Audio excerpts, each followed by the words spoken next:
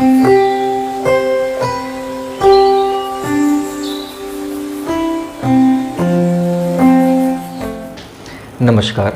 मेरा नाम डॉक्टर नमन कांडपाल है।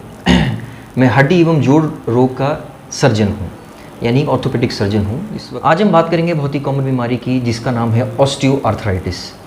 ऑस्टियोआर्थराइटिस का मतलब होता है, ऑस्टियोआर्थराइटिस जोड़ों में होता है, और ऑस्टियोआर्थराइटिस जोड़ों का मतलब है जोड़ों में घिसावट। मोस्ट कॉमनली ये घुटनों का होता है, नी में, इंडिया में। वैसे तो ऑस्टियोआर्थराइटिस कहीं का भी हो सकता है, हिप जॉइंट का, एंकल जॉइंट का, elbow joint, shoulder joint, but most commonly ये नी जॉइंट का होता है। अच्छा, ऑस्टियोआर्थराइटिस अगर शोल्डर एंड एल्बो जॉइंट का है तो एक बार को तब भी जो है पेशेंट्स उसको थोड़ा सा खींच लेते हैं, क्योंकि वो अपर लिम्ब का है, थोड़ा बहुत काम ही करना होता है। लेकिन अगर लोअर लिम्स में कहीं का ऑस्टियोआर्थराइटिस है, जैसे कि हिप का या नी का या एंकल का, तो उसमें पेशेंट्स को काफ़ी प्रॉब्लम होती है, क्योंकि चलना तो पैरों पे ही है, तो नॉर्मल रूटीन वर्क में काफ़ी दिक्कत आने लगती है, इसलिए वो हमारे पास जल्दी अप्रोच करते हैं।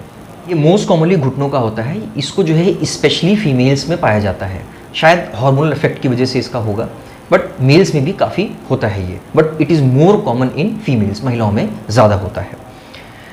अब ये होता क्यों है? ये जो है मोस्टली लैक ऑफ एक्सरसाइजेस की वजह से होता है। बेसिकली जो मांसपेशियाँ जो हमारे जोड़ के आसपास जिन्हें क्वाड्रिसेप्स जो मसल्स होती हैं, उनकी एक्सरसाइजेस अगर हम प्रॉपर्ली नहीं करते, उनमें ठीक से ताकत नहीं है, तो मांसपेशियाँ लोड नहीं ले पाएंगी, तो लोड अल्टीमेटली जॉइंट पे आएगा, और जॉइंट पे लोड आने का मतलब है वो आपस में घिसना शुरू हो जाएगा। तो लैक ऑफ एक्सरसाइजेस, या जब सन का वेट ही ज़्यादा हो, जैसे कि ओबेसिटी में होता है, भाई शरीर में वजन जो है ज़्यादा है, या फिर पुराना कभी फ्रैक्चर हुआ हो, वो जोड़ के आसपास जो है अब सही से नहीं जुड़ा हो, हल्का सा जोड़ उबड़ खाबड़ हो गया हो, जिसकी वजह से ऑस्टियोआर्थराइटिस जल्दी हो जाता है।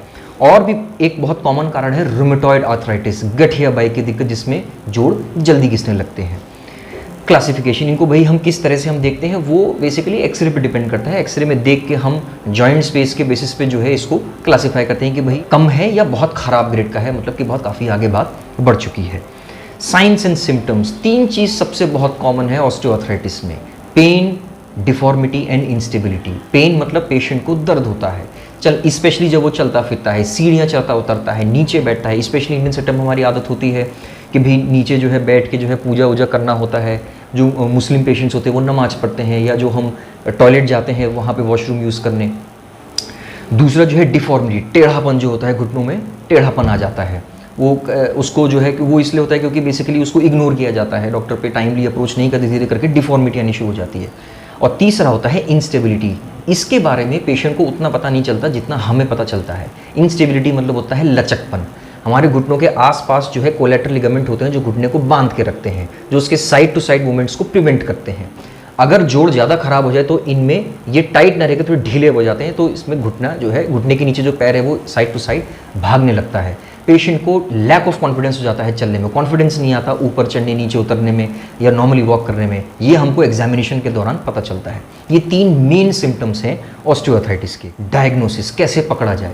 Clinical examination is most important. सबसे पहले पेशेंट को जो है बिठा के हम जो चला के फिरा के एग्जामिन करते हैं, उसी से हमें काफ़ी हद तक चीज़ें पता चल जाती हैं कि कटोरी कितनी घिसी हुई है जो घुटने की है। दूसरा होता है एक्सरे।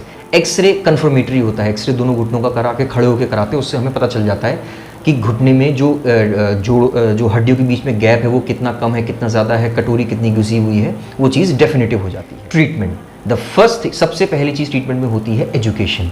आपको जानकारी होनी चाहिए कि बीमारी दरअसल क्या है और उसको कैसे प्रिवेंट किया जाए, है ना। तो इसलिए जो है इसमें education is most important. Prevention, उसको कैसे अवॉइड किया जाए, भाई डेली क्वाड्रिसेप्स की एक्सरसाइजेस करना, एक सर्टेन एज के बाद जो चीज़ें नहीं करनी उन्हें नहीं करना, जैसे कि ज़मीन पे नीचे बैठना हुआ, चौकड़ी मार के बैठना, उकड़ू करके बैठना, ये सब चीज़ों को अवॉइड करना। रेगुलर एक्सरसाइजेस अपने क्वाड्रिसेप्स की, स्पोर्ट्स शूज़ पहन के वॉकिंग रनिंग सब कुछ करना, स्टेयर केस में बहुत ध्यान से चढ़ना उतरना।